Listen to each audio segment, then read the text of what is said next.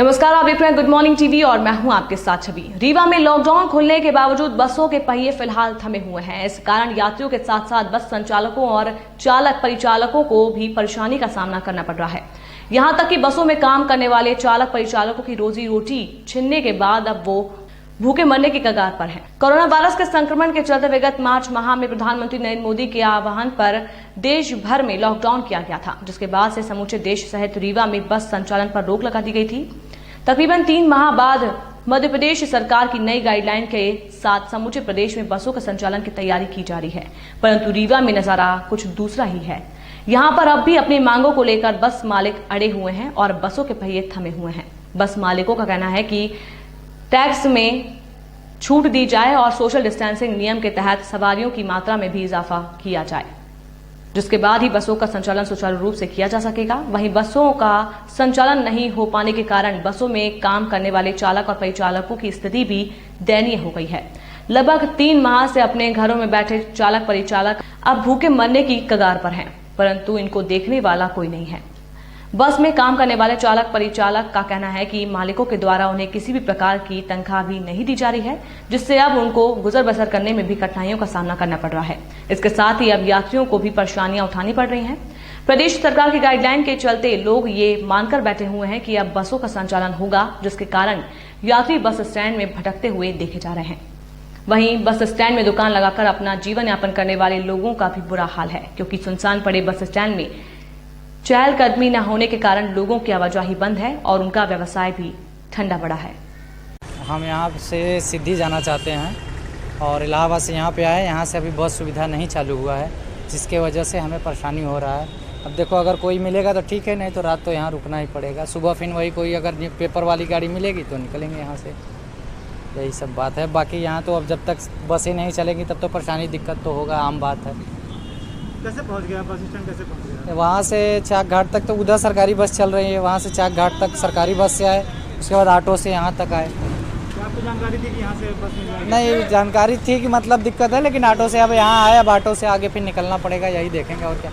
अब वहाँ जाना भी ज़रूरी है, काम धंधा है थोड़ा, तो देखना ही पड़ेगा। आप यहाँ बस में रहते हैं? हाँ, बस के परिचालक हैं। कैसी समस्या है? यहाँ देखिए 3 महीने से खाना पानी की भी बराबर व्यवस्था नहीं हो पा रही है, और इसके अलावा मालिक वगैरह के आसपास से पैसा भी नहीं आ रहा है। उनके पास पैसा नहीं आ रहा है तो वो बोलते हैं कि तनख्वाह हम कहाँ से दें। पेमेंट्स की भी प्रॉब्लम है यहाँ। इसके अलावा यहाँ पे अभी स्ट्राइक चल रहा है, स्ट्राइक के कारण बसें भी नहीं चल पा रही हैं। जब तक स्ट्राइक चलेगा तब तक यहाँ गरीब ऐसे ही है। आपको खाने पीने की क्या व्यवस्था है? खाने पीने का कभी मालिक अगर दे जाते हैं कुछ तो बना लेते हैं खरीद के राशन, लकड़ी वकड़ी इकट्ठा करके। और नहीं देती कैसे रहते? नहीं देते तो फिर क्या करेंगे, ये हालात है। क्या समस्याएं हो रही हैं? समस्याएं ये हैं कि हम दुकानदार हैं। पहली बात तो मैं यहाँ महीनों से दुकान खोल रहा हूँ, मेरा व्यापार चौपट है पूरी तरह से। बस ना चलने के कारण पूरी तरह से पूरे दुकानदार जो यहाँ पे हैं, जितने भी 100-200 दुकानदार हैं बस स्टैंड के अंदर, वो पूरे प्रभावित हैं और उनके पीछे उनकी जीविका जो है चल नहीं पा रही। दुकानदारी बंद है पूरी तरह से। आने जाने में भी कठिनाई? आने जाने में जो सवारी यहाँ पे आती है दिन भर पूछती है कि भैया बस कब से चलेगी, तो गृह मंत्रालय की गाइडलाइन के अनुसार, जैसे गृह मंत्रालय ने बोला कि भाई गाड़ी चलाइए, तो गाड़ियाँ नहीं चल रही है, तो आने जाने वालों को बहुत परेशानी होती है। और ऑटो से जाते हैं जिनका किराया जो है ज़रूरत से ज़्यादा लिया जाता है। बस वालों की क्या समस्याएं हैं? बस नहीं चला? बस वालों की समस्या यह है कि जो बसें अभी तक बंद थी, सवारी नहीं, वो चाहते हैं कि भाई हमारा टैक्स जो है, जब से लॉकडाउन हुआ मार्च से लेके अभी मद्दी का दौर चल रहा है, तो ये अगस्त सितंबर तक का टैक्स गवर्नमेंट माफ़ करे और 50 सीटर बस पे 25 सीट उनको लेके जाना है। तो 25 सीट में उनको लेके जाएंगे तो वो बोल रहे हैं कि मेरा खर्चा नहीं निकलेगा, और मद्दी का दौर आ चुका है, इस कारण से सवारी भी नहीं निकलेगी, तो मेरा किराया जो है तो डबल किया जाए। चालक परिचालकों को भी दिक्कत होती है? चालक परिचालक को तो बहुत सारी दिक्कतें हैं, उनको तो बेचारों को खाने के लिए नहीं मिल रहा ना, उनको तनख्वाह मिल रही, उनके पास तो समस्या, और जब तक बस नहीं चलेगी उनकी समस्या का समाधान नहीं होगा। जैसा कि आप जानते हैं कि कोरोना की वजह से 22 मार्च से ऑल एमपी में बसेस टोटल बंद हैं, एक दिन भी नहीं चली। न परमिट पे न कोई। और अब 8 तारीख से अनलॉक हो रहा है। अब शासन से हमने मांग की थी, कोई 1 हफ्ता पहले हमने ज्ञापन भी दिया था कलेक्टर साहब के यहाँ कि ये जो बसें हमारी बंद थी उसका हमको टैक्स माफ़ किया जाए,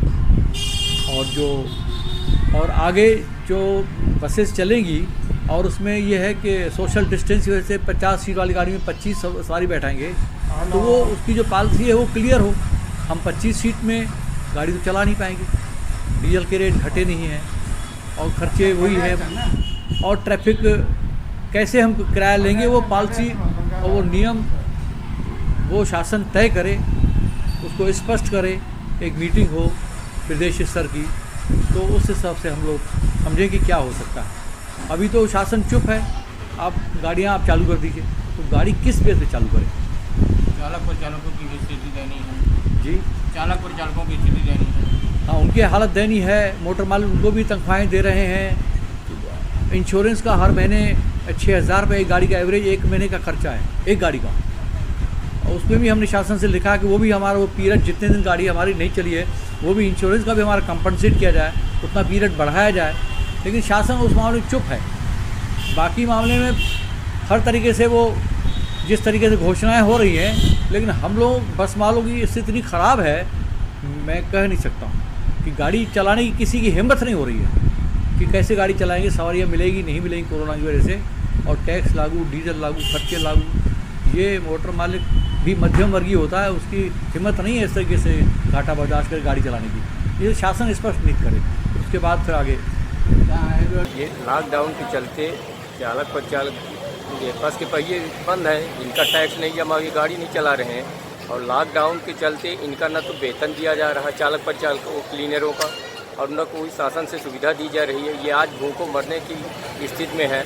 हमने इस संबंध में कलेक्टर के माध्यम से ज्ञापन दिया है शासन को, अभी कोई निर्णय तो हुआ नहीं उसका, तो देखते हैं क्या होता है। लेकिन आज की स्थिति में इनके पास बिल्कुल भूखों मरने की स्थिति में है। ये कोई इनका न तो बस ऑपरेटर इनका कोई वो सहयोग कर रहा है कि थोड़ा बहुत सहयोग करें, और न शासन कर रहा है।